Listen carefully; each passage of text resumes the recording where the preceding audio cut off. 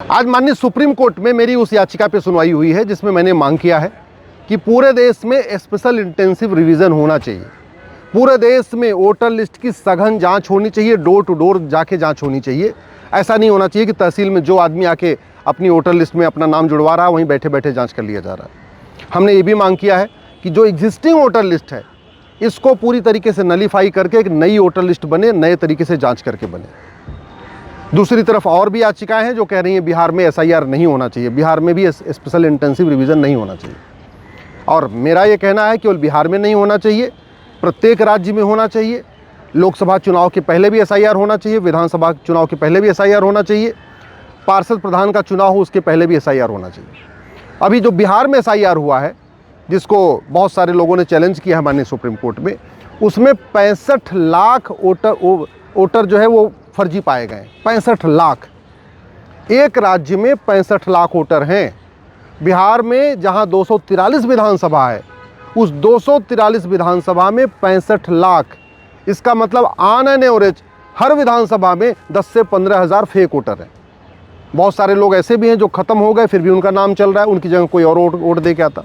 बहुत सारे ऐसे भी लोग हैं जो बिहार से शिफ्ट हो गए, अब बिहार में नहीं रहते, कहीं और गए हैं, मुंबई अब या दिल्ली चले गए, वहाँ अपनी वोटर आईडी बनवा चुके हैं, फिर भी बिहार से नाम नहीं कटा है, उनकी जगह कोई और वोट दे के आता है।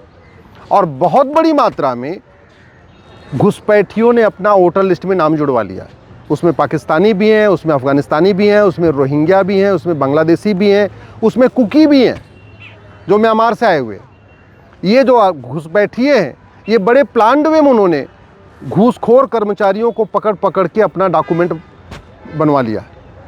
पहले उन्होंने 2000 रुपये दिया, आधार बनवा लिया, फिर जब एक डॉक्यूमेंट हो गया फिर 2000 दिया नगर निगम के दलाल को, उसने 2000 रुपये में उनका बर्थ सर्टिफिकेट बना दिया। जब 2 डॉक्यूमेंट हो गया तब उन्होंने तहसील के घूसखोर कर्मचारी को पकड़ा, किसी बाबू को पकड़ा, भ्रष्ट कर्मचारी को पकड़ा, उसने 2000 में उनका राशन कार्ड बना दिया। जब 3 डॉक्यूमेंट हो गया तब उन्होंने आरटीओ ऑफिस के दलाल को पकड़ा, आरटीओ ऑफिस के किसी भ्रष्ट कर्मचारी को पकड़ा और फिर उन्होंने 3000 रुपये में, 4000 रुपये में ड्राइविंग लाइसेंस बनवा लिया।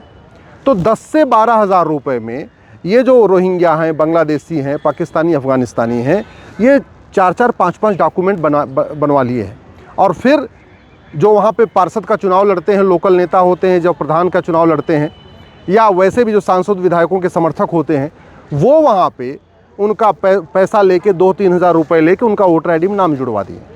बिहार में सोचिए 65 लाख वोटर फर्जी पाए गए तो पूरे देश में क्या हालत होगी। एक राज्य में 65 लाख वोटर। भारत में कुल 28 राज्य हैं और 8 केंद्र शासित प्रदेश, टोटल हो गए 36। मैं पहले भी कह चुका हूँ 5 करोड़ से ज़्यादा घुसपैठिए भारत में हैं और बहुत बड़ी संख्या में इन्होंने डॉक्यूमेंट बनवा लिया है। बिहार की तरीके उत्तर प्रदेश में अभी रायबरेली में, एक ज़िले में, उत्तर प्रदेश के एक ज़िले रायबरेली में 20,000 फर्जी बर्थ सर्टिफिकेट बने हैं। और जो फर्जी बर्थ सर्टिफिकेट बने हैं उसमें ज़्यादातर रोहिंग्या बांग्लादेशी घुसपैठियों ने हिंदू नाम से अपना बर्थ सर्टिफिकेट बनवा लिया है। इसीलिए अब केवल एसआईआर से काम नहीं चलेगा, अब केवल पूरे देश में ये इलेक्शन कमीशन के एसआईआर से बात नहीं चलेगी, अब तो पूरे देश में सरकार को एनआरसी लागू करना पड़ेगा। इसलिए एक पीआईएल मेरी एनआरसी को लेकर चल रही है, एक पीआईएल मेरी चल रही है घुसपैठियों को निकालने के लिए, और एक पीआईएल मेरी चल रही है कि भारत में हर राज्य में रेगुलर इंटरवल पे स्पेशल इंटेंसिव रिवीजन किया जाए, सघन जांच किया जाए, डोर टू डोर जांच किया जाए, और केवल उनका नाम न काटा जाए बल्कि जिन लोगों ने पैसे लेके डॉक्यूमेंट बनाया है, पैसे लेके वोटर आईडी में नाम जुड़वाया है, उनके खिलाफ भी लीगल एक्शन लिया जाए, कार्रवाई किया जाए।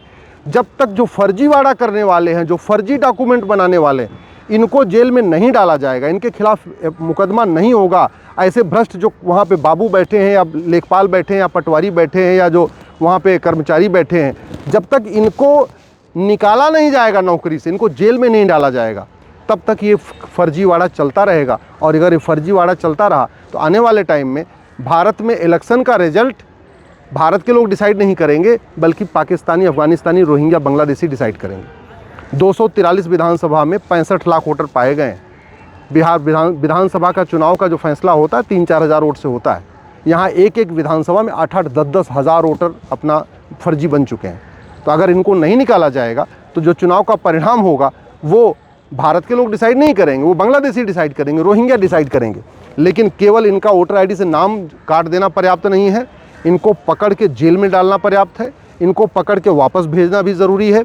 और इसके साथ साथ जिन लोगों ने मदद किया है, जिन लोगों ने घुसपैठियों का आधार बनाया, राशन कार्ड बनाया, जिन लोगों ने घुसपैठियों का वोटर आईडी बनाया, ड्राइविंग लाइसेंस बनाया, जिन लोगों ने घुसपैठियों का बर्थ सर्टिफिकेट बनाया है, एज सर्टिफिकेट बनाया है, ऐसे लोगों को पकड़ के जेल में डालेंगे, तब जाके खौफ पैदा होगा और तब जाके ये रुकेगा फर्जीवाड़ा। नहीं तो ये जो भ्रष्ट कर्मचारी हैं, ये जो तहसील के दलाल हैं, जो नगर निगम के दलाल बैठे हुए हैं, ये 2-2 हज़ार रुपये लेके, 3-3 हज़ार रुपये लेके इनका डॉक्यूमेंट बनाते जाएंगे। और जब बना लेंगे, बाद में इनके पक्ष में चूँकि फंडिंग बाहर आती है, बहुत सारे लोग सुप्रीम कोर्ट आके खड़े हो जाएंगे, PIL भी फाइल करेंगे, नहीं इनको तो इनका तो डॉक्यूमेंट बन गया है तो इनको नागरिकता दो।